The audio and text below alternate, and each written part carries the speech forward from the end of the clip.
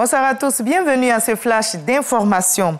Nous sommes le 1er avril aujourd'hui. Les députés ivoiriens étaient réunis à l'Assemblée nationale pour l'ouverture solennelle de la session ordinaire de l'année 2022.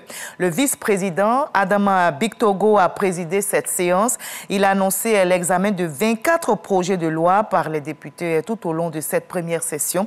Entre autres, le projet de loi sur le divorce et la séparation de corps.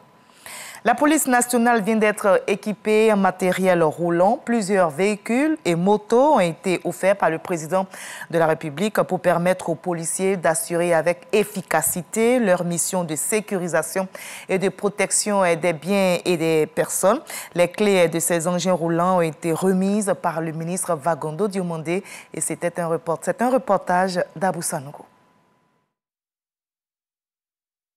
Ce sont au total 121 matériels roulants qui seront remis aux différents services de la police nationale en vue de leur permettre d'accomplir avec davantage d'efficacité leur mission de protection des personnes et des biens et de contribuer à l'amélioration de l'indice de sécurité en Côte d'Ivoire.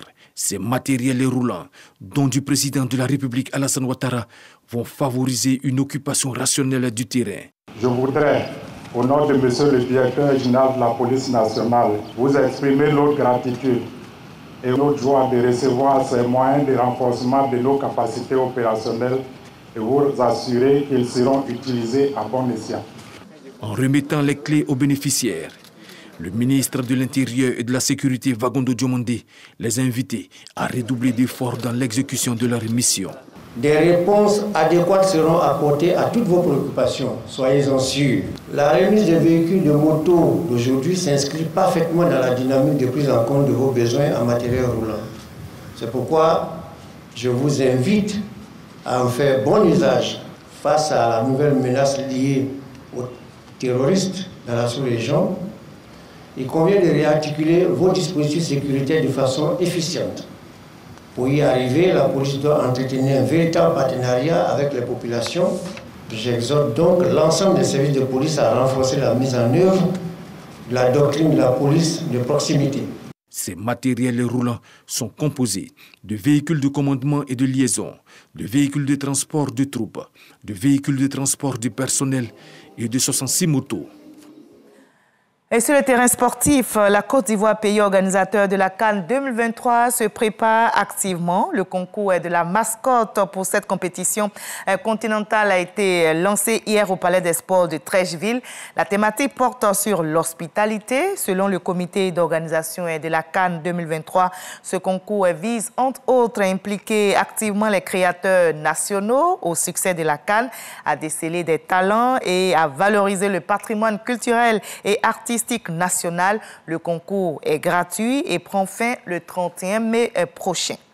Avant la CAN 2023 se déroulera le mondial et le tirage au sort de la Coupe du monde de football 2022 a eu lieu à Doha, au Qatar. Les 29 équipes déjà qualifiées connaissent leurs adversaires. Les 8 groupes de 4 équipes qui s'affronteront pour le prestigieux trophée du football du 21 novembre au 18 décembre 2022 ont été dévoilés. Notez que pour le groupe A, on a le Qatar, pays organisateur, les Pays-Bas, le Sénégal et l'Équateur.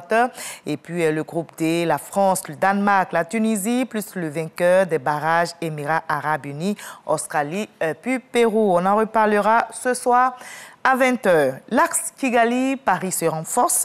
L'Agence française de développement est de retour au Rwanda. Le nouveau bureau de l'agence à Kigali a été inauguré hier, confirmant ainsi le réengagement de l'AFD au pays des 1000 collines.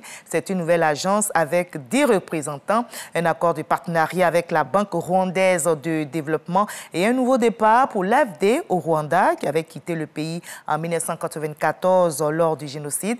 Et ces 3 dernières années, notez que l'AFD a engagé des financements et prêts à hauteur de 218 millions d'euros comme promis par le président français Emmanuel Macron. C'est fait, le Conseil de sécurité de l'ONU a entériné la fin de la mission de l'Union africaine en Somalie.